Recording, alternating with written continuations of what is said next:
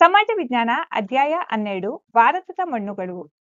ಬಿಟ್ಟ ಸ್ಥಳಗಳನ್ನು ಸೂಕ್ತವಾದ ಪದಗಳಿಂದ ಭರ್ತಿ ಮಾಡಿ. 1. ನದಿಗಳು ಪರ್ವತ ಪ್ರದೇಶಗಳಿಂದ ತಂದು ಸಂಚಯಿಸಿರುವ ಮಣ್ಣಿಗೆ ಡ್ಯಾಸ್ ಎಂದು ಕರೆಯುವರು. ಉತ್ತರ ಮೆಕ್ಕಲು ಮಣ್ಣು. 2. ಕಪ್ಪು ಮಣ್ಣಿನ ಪ್ರದೇಶವನ್ನು ಡ್ಯಾಸ್ ಎಂದು ಸಹ ಕರೆಯುವರು. ಉತ್ತರ ಡೆಕ್ಕನ್ ಟ್ರಾಪ್ಸ್. 3. ರಾಜಸ್ಥಾನದಲ್ಲಿ ಡ್ಯಾಸ್ ಮಣ್ಣು ಹೆಚ್ಚಾಗಿ ಕಂಡುಬರುತ್ತದೆ. ಉತ್ತರ ಮರುಭೂಮಿ. 4. ಜೋಳ ಬೆಳೆಯಲು ಡ್ಯಾಸ್ ಮಣ್ಣು ಸೂಕ್ತವಾಗಿದೆ. ಉತ್ತರ ಕಪ್ಪು. 5. ರಾಗಿ ಮತ್ತು ಎಣ್ಣೆ ಕಾಳುಗಳು ಬೆಳೆಯಲು ಡ್ಯಾಸ್ ಮಣ್ಣು ಸೂಕ್ತವಾಗಿದೆ. ಉತ್ತರ ಕೆಂಪು. ಕೆಳಗಿನ ಪ್ರಶ್ನೆಗಳಿಗೆ ಗುಂಪುಗಳಲ್ಲಿ ಚರ್ಚಿಸಿ ಉತ್ತರಿಸಿ. ಪ್ರಶ್ನೆ 1. ಕಪ್ಪು ಮಣ್ಣು ಯಾವ ಬೆಳೆಗೆ ಹೆಚ್ಚು ಸೂಕ್ತವಾಗಿದೆ? ಉತ್ತರ ಹತ್ತಿ, ಜೋಳ, ಗೋಧಿ, ಈರುಳ್ಳಿ, ಮೆಣಸಿನಕಾಯಿ, ಹೊಗೆಸೊಪ್ಪು, ಎಣ್ಣೆಕಾಳು, ನಿಂಬೆ ಮತ್ತು ದ್ರಾಕ್ಷಿ ಬೆಳೆಗಳಿಗೆ ಕಪ್ಪು ಮಣ್ಣು ಹೆಚ್ಚು ಉಪಯುಕ್ತವಾಗಿದೆ. ಪ್ರಶ್ನೆ 2. ಭಾರತದಲ್ಲಿ ಕಂಡುಬರುವ ಮಣ್ಣಿನ ಮುಖ್ಯ ಪ್ರಾಕಾರಗಳು ಯಾವುವು? ಉತ್ತರ ಭಾರತದಲ್ಲಿ ಕಂಡುಬರುವ ಮಣ್ಣನ್ನು 6 ಪ್ರಮುಖ ವಿಧಗಳಾಗಿ ವಿಂಗಡಿಸಲಾಗಿದೆ. 1. ಮೆಕ್ಕಲು ಮಣ್ಣು. 2. ಕಪ್ಪು ಮಣ್ಣು. 3. ಕೆಂಪು ಮಣ್ಣು. 4. ಜಂಬಟಿಕೆ ಮಣ್ಣು. 5. ಮರುಭೂಮಿ ಮಣ್ಣು. 6. ಪರ್ವತ ಮಣ್ಣು. ಪ್ರಶ್ನೆ 3. ಉತ್ತರ ಮೈದಾನ ಪ್ರದೇಶದಲ್ಲಿ ಯಾವ ಮಣ್ಣು ಕಂಡುಬರುತ್ತದೆ?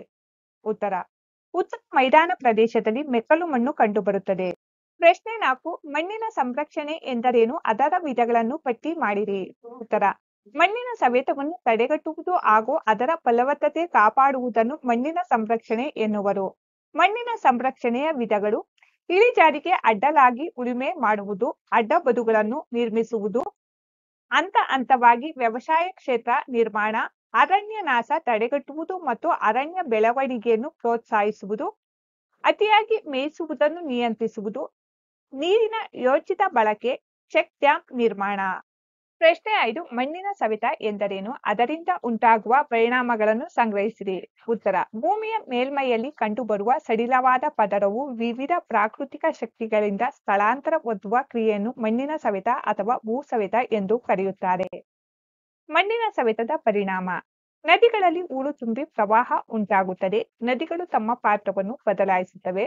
ಜಲಾಶಯ ಮತ್ತು ಕೆರೆಗಳಲ್ಲಿ ನೀರು ಸಂಗ್ರಹಿಸುವ ಅವುಗಳ ಸಾಮರ್ಥ್ಯವು ಕಡಿಮೆಯಾಗುವುದು. ಭೂಮಿಯಲ್ಲಿ ಇಂಗುವ ನೀರಿನ ಪ್ರಮಾಣ ಕಡಿಮೆಯಾಗುವುದು. ಸ್ವಾಭಾವಿಕ ಚಿಲುಮೆಗಳು ಬತ್ತಿ ಹೋಗುತ್ತವೆ. ಭೂಮಿಯ ಫಲವತ್ತತೆ ಕಡಿಮೆಯಾಗುತ್ತದೆ. ವ್ಯವಸಾಯದ ಉತ್ಪಾದನೆಯ ಮೇಲೆ ಹೆಚ್ಚು ಪರಿಣಾಮ ಬೀರುವುದು.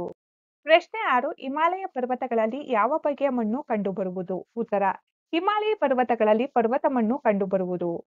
ಆ ಪಟ್ಟಿಯಲ್ಲಿನ ಮಣ್ಣುಗಳನ್ನು ಬಾ ಪಟ್ಟಿಯಲ್ಲಿನ ಅಂಶಗಳೊಂದಿಗೆ ಹೊಂದಿಸಿ ಬರೆಯಿರಿ. ಹೊಂದಿಸಿ ಬರೆಯಲಾಗಿದೆ. ಮೆಕ್ಕಲು ಮಣ್ಣು ಗಂಗಾ ನದಿಯ ಮೈದಾನ. ಕಪ್ಪು ಮಣ್ಣು ಹತ್ತಿ ಬೆಳೆಯಲು.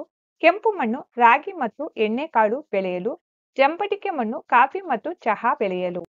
ಮಕ್ಕಳೇ, ಈ ನೋಟ್ಸ್ನಲ್ಲಿ ಯಾವುದಾದರೂ ತಪ್ಪುಗಳಿದ್ದರೆ ತಪ್ಪದೇ ಕಮೆಂಟ್ಸ್ ಬಾಕ್ಸ್ನಲ್ಲಿ ತಿಳಿಸಿ.